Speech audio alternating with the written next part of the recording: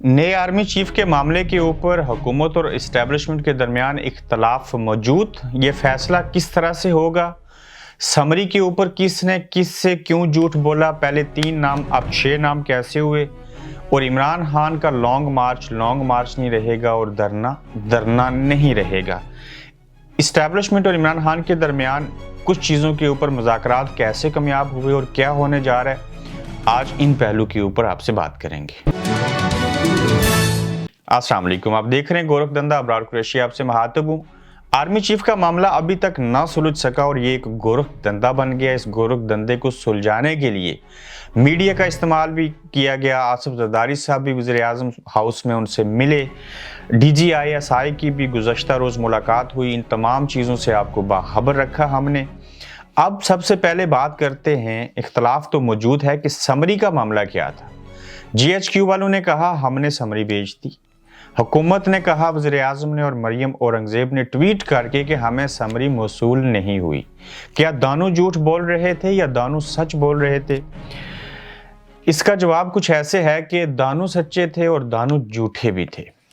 सच कैसे था और झूठ कैसे था और पाकिस्तानी कौम को असल हक़ाइक़ से दूर कैसे रखा जाता है, और इसमें हमारा मीडिया, मनपसंद सहाफ़ी जो होते हैं किसी इदारे के, वो बैक वक्त एक ही तर्ज की खबर कैसे देते हैं ट्विटर के ऊपर, और टीवी चैनल्स किस तरह से एक ही खबर को शाया करते हैं, दिखाते हैं। हुआ ये था कि समरी GHQ की तरफ से भेजती गई थी, गलत समरी भेजी गई थी। गलत ऐसे थी कि उसमें सिर्फ 3 नाम शामिल थे, और दूसरी बार जब समरी गई, अब समरी पहुंच चुकी है, ये खबर दुरुस्त है और उसमें अब 6 नाम हैं। जब 3 लोगों के नाम लिख के GHQ से वज़ीर-ए-आज़म हाउस को समरी भेजी गई नए चीफ की तैनाती के हवाले से, तो इस तरह से उस समरी को मानने से इनकार किया गया कि ये कह दिया गया कि हमें समरी मौसूल नहीं हुई, जबकि समरी आई थी लेकिन समरी गलत थी। उसमें 3 नाम थे और बाद में 6 नाम जब आए तो कहा हाँ हमें समरी मिल चुकी है। फिर क्या हुआ कि अपने मनपसंद ISPR वालों ने खबर दी, टीवी चैनल्स ने चला दी कि वज़ीर-ए-आज़म को समरी भेज दी गई और दूसरी जानिब से जो है वो इनकार हो रहा है। आप इमेजिन करें कि एक बाअसर ज़िम्मेदार इदारा, ये खबर भी चल रही है कि उन्होंने समरी भेज दी और हुकूमत उसको मानने से इनकारी है। उसमें 3 नाम जो थे उसमें आसिम मुनीर का नाम शामिल नहीं था। फिर क्या हुआ कि अब नई समरी भेजी कि उसमें 5 के बजाय 6 नाम शामिल हुए। ये भी पाकिस्तान में पहली बार हुआ। उसमें सरे फहरिस्त जो हैं वो आसिम मुनीर साहब हैं, जनरल फैज़ हमीद हैं, सहर शमशाद मिर्ज़ा हैं, अज़हर अब्बास हैं, नुमान हैं, और टोटल 6 नाम उसमें शामिल किए गए। अब क्या होगा? इख्तलाफ मौजूद है आर्मी चीफ की तैनाती के हवाले से। इस्टेब्लिशमेंट और हुकूमत के दरमियान इख्तलाफ क्या है? हम आसिम मुनीर को लगाना चाहते हैं, ऐसा हुकूमत कहती है, ऐसा नवाज शरीफ साहब खुद चाहते हैं। फिर इस्टेब्लिशमेंट चाहती है आसिम मुनीर ना हो, कोई और हो, तो अब होगा क्या?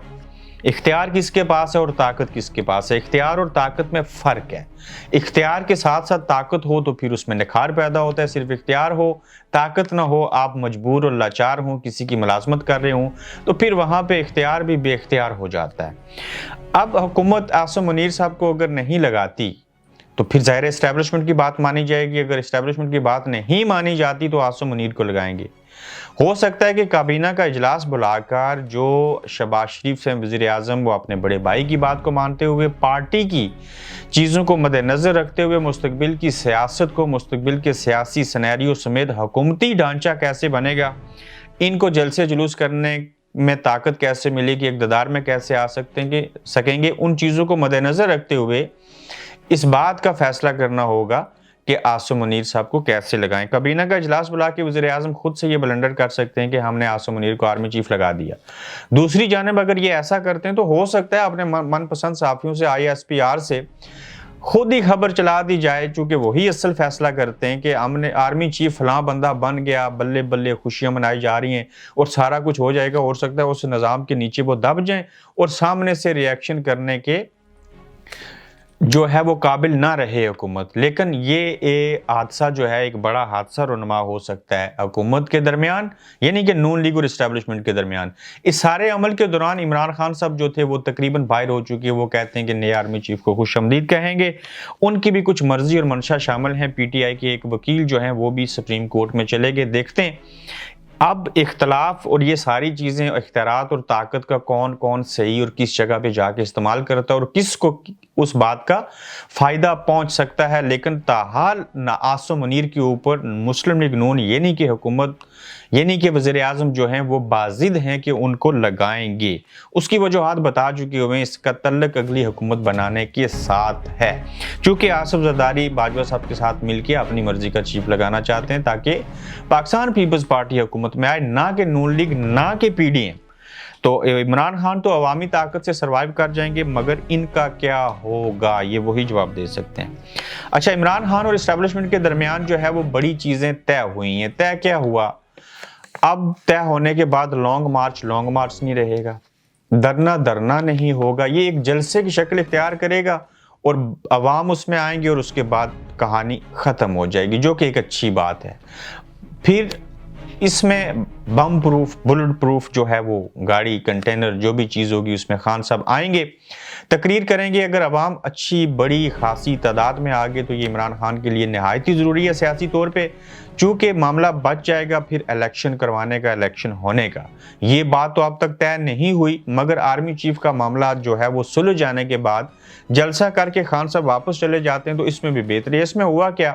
رمیز راجہ صاحب نے بھی ریکویسٹ کی خان صاحب سے کہ دیکھیں انگلینڈ کی کرکٹ ٹیم آ رہی ہے تو لہٰذا ان چیزوں کو بھی دیکھنا، اور برٹش ہائی کمشنر جو پاکستان اسلام آباد میں ہیں انہوں نے بھی اس میں کہا کہ ان چیزوں کو لانگ مارچ کو دھرنے میں نہ بدلیں، لانگ مارچ کو لانگ مارچ کی طرف نہ لے کے جائیں، جلسہ کریں اور اختتام کر دیں اور بات بچ جائے گی الیکشن والی، تو اس کے اوپر اسٹیبلشمنٹ، عارف علوی صاحب، یہ سارے لوگ بیٹھ کے چیزیں کر سکتے ہیں۔ اگر نہ ایسے ہو سکا تو مستقبل قریب میں خان صاحب کی صحت بھی اچھی ہو جائے گی تو پھر میدان پڑا ہے، لانگ مارچ بھی کر لیں گے، جلسے جلوس کریں گے، اس طرف بڑھیں گے۔ لیکن جس طرح سے ملک کی معاشی حالت ہے، اگر اس میں خان صاحب کی بات نہ مانی گئی، پھر سے جلوس، جلسے، لانگ مارچ، دھرنا اگر ہوا، ہلا گلا جاری رہا تو ملک کی معیشت جو ہے اس کے اوپر مزید منفی اثرات پڑیں گے۔ تو یہی وہ ایک پوائنٹ ہے، عوام کے ذریعے عمران خان پریشر ڈیولپ کر سکتے ہیں، مگر ان کے جلسے میں عوام کا جنب غفیر آنا اور عوام کی حمایت کا ہونا بے حد ضروری ہے تاکہ وہ اپنی باتوں کو منوا سکیں۔ عوام کم آئے